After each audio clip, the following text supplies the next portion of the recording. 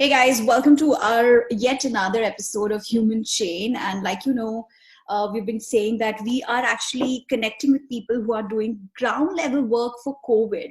They are on the grounds, they're helping everyone, they're helping, and some of the people are helping people we don't even know about. And yet we go there and find such people. So today I have with me Anil, and oh my God, I've read his introduction and it's like so many feathers on his cap. He's a Freemason, he's a Rotarian, he's a humanitarian, and he's of course a life coach, he's a public speaker, he's of course an entrepreneur, he runs his business, and he has done all variety of work. But right now what he's doing is the most important kind of purpose he calls is powerful.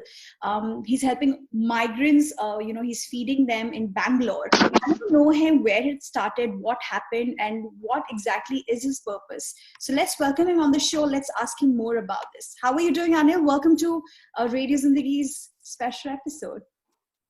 Well, thank you for having me. I didn't realize someone was watching what I was doing. So tell me, I've gone through your Facebook page and I've seen you post day by day, and what a wonderful work you're doing. When this COVID started, nobody actually imagined this migrant issue. It was so unprecedented. Nobody even thought this is going to happen. This is going to become this huge.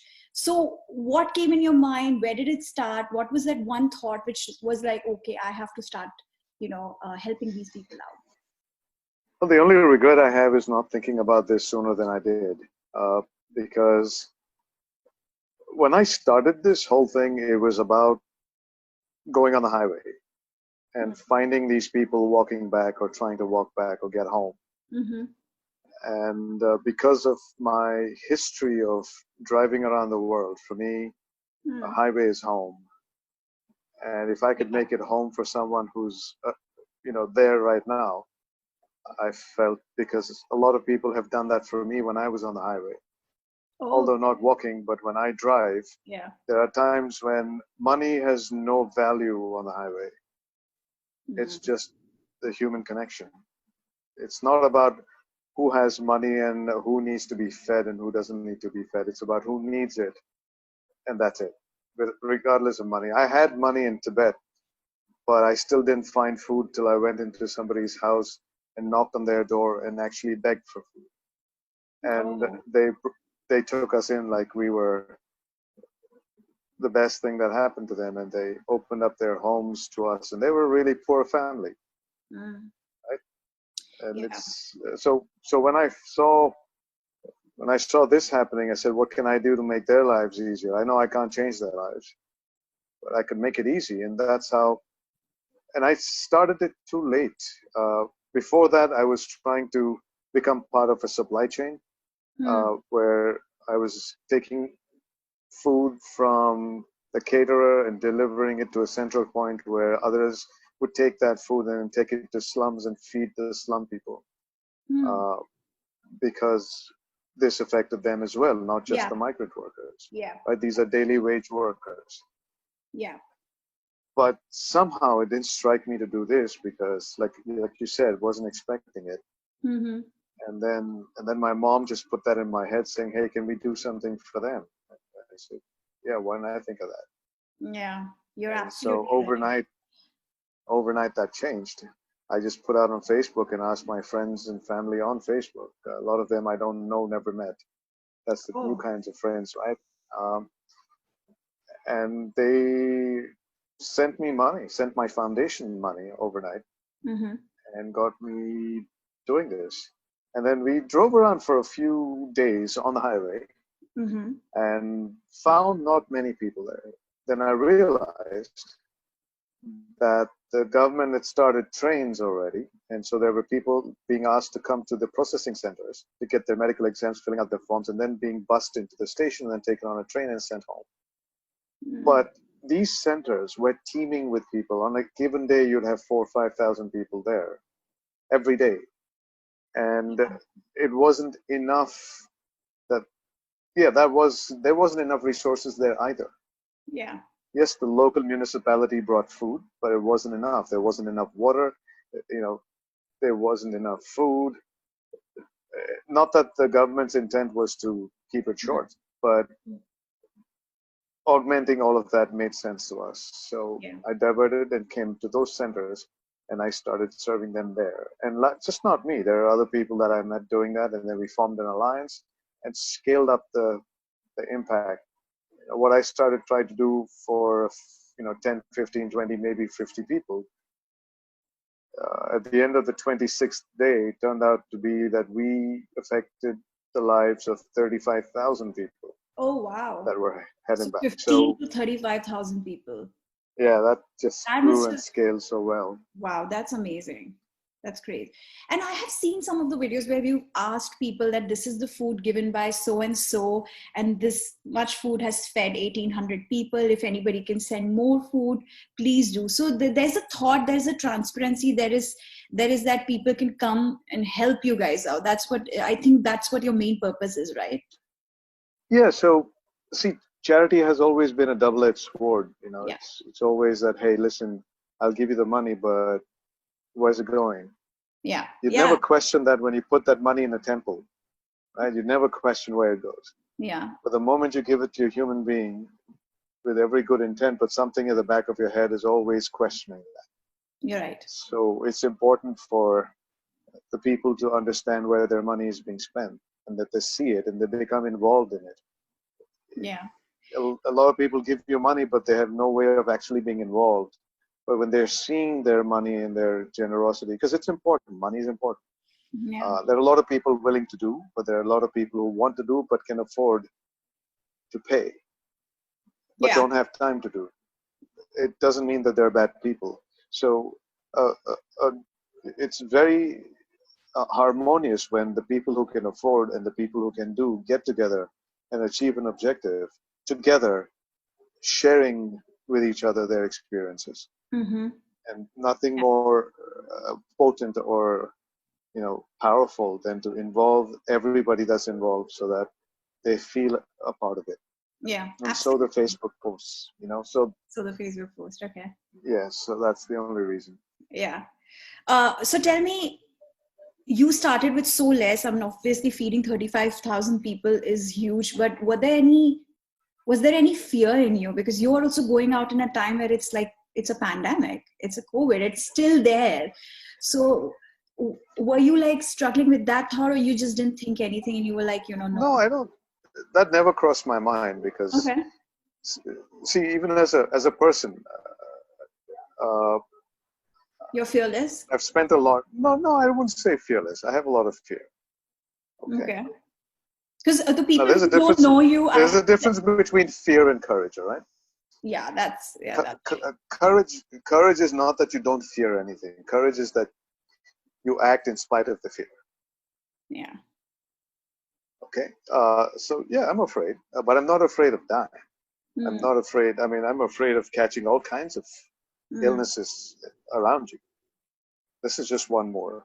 The moment you let fear come in, fear will take over. yeah. Right? If you're treating this, it's if you're treating this as just another cold or just another fever, it's probably going to behave like that when Mm-hmm. you get it. Yeah. And I think I got it. Frankly, I came back from America in February this year Mm-hmm. to do something because I had work here and I was supposed to come back to America in March. Mm-hmm. But if my ticket was for the 23rd of March, and the 21st, Modi locked India down, so I was stuck here. Mm-hmm. Otherwise, I was heading back to America. Mm-hmm. And I'm still stuck here. My family is in New Jersey, and I'm here. Uh, so I did go through that phase where I had a cold, I had a cough, I had fever twice in a month, in the same Mm-hmm. month, Oh my God. right? Yeah. And then my driver caught it, and he got over it. And then my mom came to live with me. She caught it, she got over it. But we never thought of it as, oh my God, we've got COVID. Oh my God, we've got COVID, because that Mm-hmm. fear would then kick in. Yeah. So it's important not to be afraid of something. And I believe that's what saved me. Had I succumbed to the fear, my cells in my body would have reacted in such a way that it would have weakened. Because I had a positive outlook to it, my cells in my body were Mm-hmm. strong. That's what I believe. I'm not a doctor. Yeah. A doctor can poo-poo what I said, But there are a lot of things that science don't know about the mental strength of a human being. Mm-hmm. And I'm assuming I was the beneficiary of that. Now, good to know, because we need people like you who, definitely are on the grounds helping people. We don't even know what they are in, what pain they are in, and what they are suffering, and especially migrants. Because there's all kind of stories, and your heart breaks. Your heart breaks when you read there was a woman who was pregnant, who delivered on the road. It's like, sometimes you feel, what can you do? But I'm so glad there are foundations. Yeah, we came across a lot of pregnant women during this time. Mm-hmm. In fact, there were some pregnant women who were, I think there's a video of that on my page as well, Mm-hmm. of that day when I found a bunch of people sitting outside the gate of the center, but they were not allowed to come into the center either. They were sitting out in the sun, and because they arrived at a time where moving to their state was not being processed.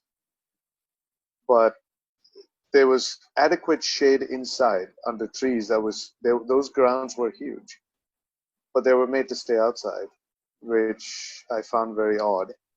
And there were 3 pregnant women in that group.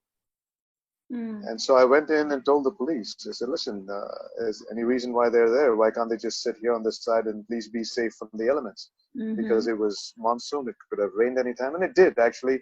An hour later, it poured cats and dogs. Had they been outside, they would have been drenched. Mm-hmm. So the police then understood, because I don't think he knew there were pregnant women in there. So in all fairness to them, that thing wasn't communicated. And when they heard of it, they immediately sent the police vehicles and brought all of them in and put them to sit on a side under the covers of the shelter. So yeah, things happen as long as we're all working together, and nobody wants to deliberately hurt somebody. Yeah. However, this whole situation happened because there were some people who decided to let them go from work or stop paying them. Yeah. Or found it too much of a burden on their financial resources to shelter and feed them, that they were doing anyway, but stopped. And the instinct is to go home. The first instinct is to the instinct is to go home. You know, that's where they feel safer, even if they're worse off over there, but it's still home. Yeah. Right. Had I been stuck in some other country, now you have to understand that for the past 5 years, I've been driving around the world in my own car. Yeah. Which is why I was in America in the first place. I was driving, and I was on my way down to Argentina. And there were certain series of circumstances that prevented me from crossing the border. And I could have very well have been stuck in a South American country, which is completely alien to me, with no language skill. Yeah. I have no idea. And there are some people who are stuck like that there. Yeah, yeah. I happen to be home, so I'm stuck here, so it wasn't so bad. For me, India is home. Yeah. And since I was here doing nothing, literally, and I have a foundation that is called the Gift of Life Adventure Foundation, which has to do with organ donation awareness. Yeah. Then I said, gifting a life to somebody is not just about organ donation. It's also about making somebody's life easy at that moment for them, giving them hope and a lease for a better life in the next moment. See, life is not anything but moments, a collection of moments over a period of time, and that's your lifetime. So if this moment I can give somebody water and food that can make their life better, who knows, that could be their entire life, because the next moment they may die for whatever reason, as you and I will also, or could. So Gift of Life Adventure transformed under the circumstances, and I said, I'm going to continue my work because I can't do the awareness for organ donation. So why not this? Yeah. So it was just a natural fit, actually. So people who don't know, I would like to tell them that Anil Srivatsa, if you find him on Google, he has done so much, and also he has donated his kidney to your brother, I suppose. Yeah, and he obviously believes in. After that, you started this campaign. You started going on the roads and making sure that people know about this campaign, organ donating. So you have two foundations, so as to speak, so people can definitely know about that and reach out to you. Well, it's the same foundation, just just one registered in India. One is a 501c3 tax exempt non-profit in America. It's the same name. Okay. It's just to make it easier to raise funds on both sides. But the objective is the same. Yeah. And yeah, so I started driving around the world and talking to people in at the grassroots level across the world, because they barely know about organ donation. Yeah. It seems, even people in cities, they think they know, but they actually don't. They don't. So there's a lot of misconceptions about it, and the best way to do that is to get on the road and get to communities that otherwise you don't reach. Other than the fact that because I'm doing this, it captures the attention of the media, which then allows me to get a platform to speak about it at a much larger scale. Yeah. So as a life coach also, I wanted to ask you this question. What do you think is going to happen? And every month I'm scared now. Like every month something is going to come up and you'll be like, oh my God, what is 2020 doing to us? But tell me, what do you think this pandemic has actually taught us? Or what do you think is going to be our next 6 months like? Well, the pandemic happened for whatever reasons. There's a lot of conspiracy theories around it, but that aside, it happened. That's what's important, right? And the objective wasn't to teach us anything. It's what we will learn or not learn. Yeah. And that's the key. I mean, if we haven't learned that we're all equal where nature's fury is concerned, and that if we don't stick together, we're not going to help each other come through this. Yeah. If this has taught us anything, one of those lessons should be that life is an equalizer. No amount of your money is going to save you. In fact, this is a rich person's disease that is communicated and communicable because of a more affluent person traveling and taking it across. The poorer sections of societies have actually got it because of them, because otherwise they're completely isolated from it, other than in China. But when it came across, it was travelers that brought it across the world. And traveling is an elite privilege. Mm-hmm. And so, if anything, we should take responsibilities for their well-being, which in a way is what I was part of. Yeah. My donors were a part of. Yeah. Without my donors, I couldn't have done this as effectively as it happened. So if that's the lesson that one has learned, that humanity is number one. Now, in all of this, let me also tell you a very interesting observation. There was no church priest. There was no temple priest. There was no Maulana on the ground helping out. It was almost like they were so afraid of their own lives that it's like, let God take care of them. It's not our job. So where is God really then? He's in the people that help people when they need them the most. So if your religion isn't humanity, then you've learned nothing out of this. Yeah, true. That is absolutely true. You've said it quite well. Okay, in 26 days, I haven't seen one of them in any of the centers. Yeah. There are arguments that, yes, we've sent the money, we've sent food to them. Well, that's great.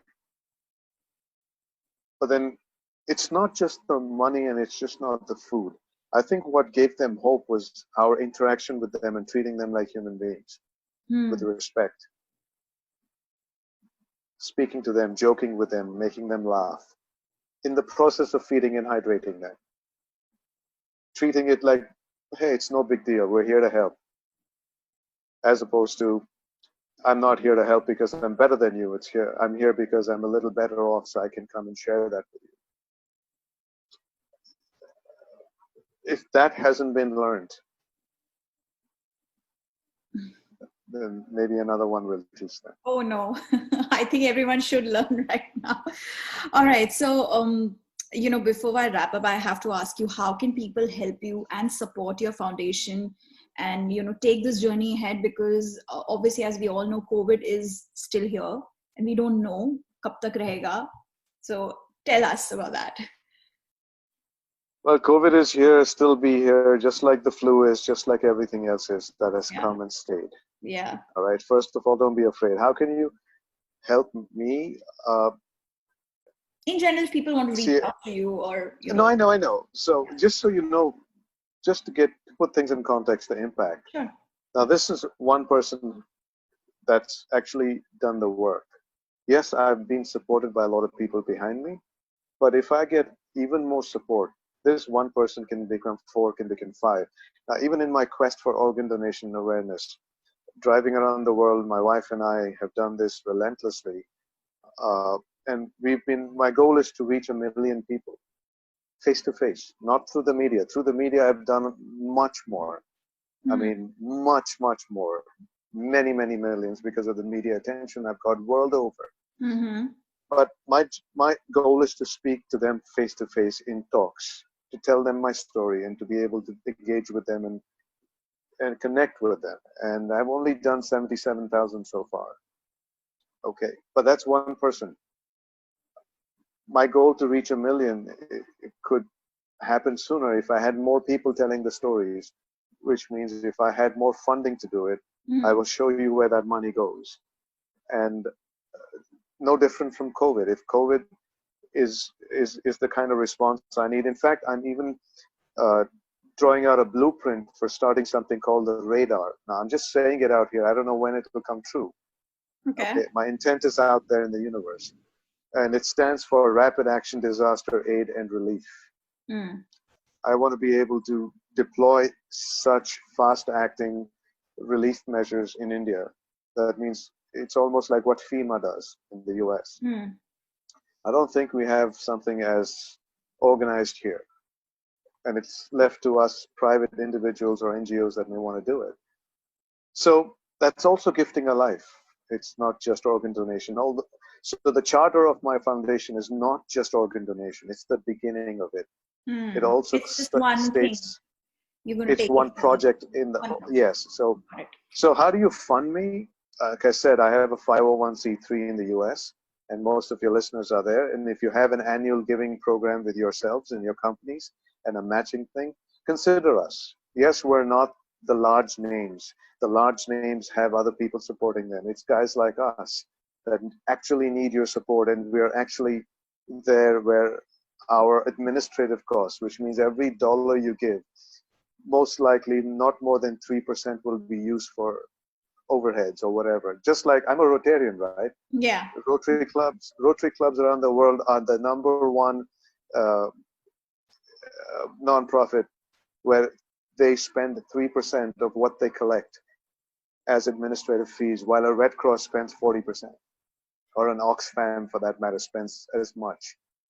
So guys like us, we are a boutique shop, and you know most of what you give goes to the cause that we take it for, and we Mm-hmm. show you how. So if you can trust it, uh, it's called the Gift of Life Adventure Foundation. Whenever you shop with Amazon in your Smiles program, pick us. So every time you shop on Amazon, part of that money comes to our foundation. If you Mm-hmm. are in the Giving with United Way, like I said, I'm registered in America as a 501c3, so it will pop up. If you Okay. look for me, it will pop up because it pops up every 501c3 in the country. Okay. Okay. Right. So it's easy to find it. It's just that, does this cause resonate with you? And that's important because you need to be involved in it. Yeah. Yeah. And sometimes you begin to resonate if you understand uh, your involvement is 100% with the person you're getting involved with. Absolutely. If there's any way that I can convince you, then tell me how. But if you look for the body of my work, it's out there for you to see. Absolutely. And you can definitely, listeners can go and see your Facebook page. It's full of, like, you can literally see every step by step what you've done, especially in this COVID time. So you can go and And find even during my organ donation and drives, doing, same yeah, thing. definitely. And So, so go and just see on Gift of Life Gift of Life. All right. Adventure. Gift of Life Adventure, it's important, the adventure part, because Gift Mm. of Life is another organization in the US, right? So Okay. the Gift of Life Adventure Foundation is what I'm called. And I hope to hire people to multiply my effort to make the impact even greater. Because if you treat me as what I've done as a proof of concept, now I just have to replicate it, and I need funds for it. If it doesn't happen, I'm still going to do what I'm going to do. No, I'm pretty sure and it's I'll going to continue happen. to prove concepts. I hope that it happens. And like Anil said, go to Gift of Life Adventure and he's going to pop up. If you believe in any of his causes, go and support him, and especially need people, because we sit at home and we feel like, hum kya kar sakte hain? So this is the least one can do, and at least find out things what you're doing. In fact, I must say that when I drove around the world, I also drove through the Bay Area. Mm-hmm. And I got a lot of support from people I knew and people I didn't know. It's just that I didn't have enough time over there for me to reach out to more people, because I do believe that if I am in contact with them and if they meet me and hear my story, they will understand the level of sincerity and straightforwardness that it carries with it. Yeah, I can feel that. But I possibly can. Yeah, definitely I can feel that. So you can go and search Anil Shrivastava. Oh, just search for Gift of Life Adventure And you will Foundation. pop up, right? Okay, There, great. I will pop up. That's easy. Thank you so much, Anil. I can't thank you enough for what you're doing. You've always been doing, and the special thing is that you're not only feeding migrants, or you're not only giving them bags, you're giving them laughs, which is what we need in I this think time. that's more important. Yeah, which is what And we when I see thank you notes from them coming from when they reached home, I think that's a job well done. And yeah, that's it. And I have to thank you guys too. See, the media has a very important role to play here. And if you don't highlight things like this, there are people who will never know. And you're a bridge between them and us. And yeah. you're living up to that responsibility, other than everything else that you do to survive. These are things that you find important enough to do. So I thank you for that. No, like we this is the least again which we can do. So thank you so much, Anil, for talking to us. I wish you all the best. I wish you can meet your family ASAP also. That's very important for you. And for all the listeners, Yeah. go to Gift of Life Adventure and do see if you can do anything else you want to say before we wrap up. Just stay safe, stay healthy, and be human. Be human. That's true. Thank you so much for talking to us. You guys stay tuned. Keep looking for this Human Change show. It's very important to all of us. You can get to meet heroes who are doing work literally on ground level. So keep watching. Thank you for joining. Jira.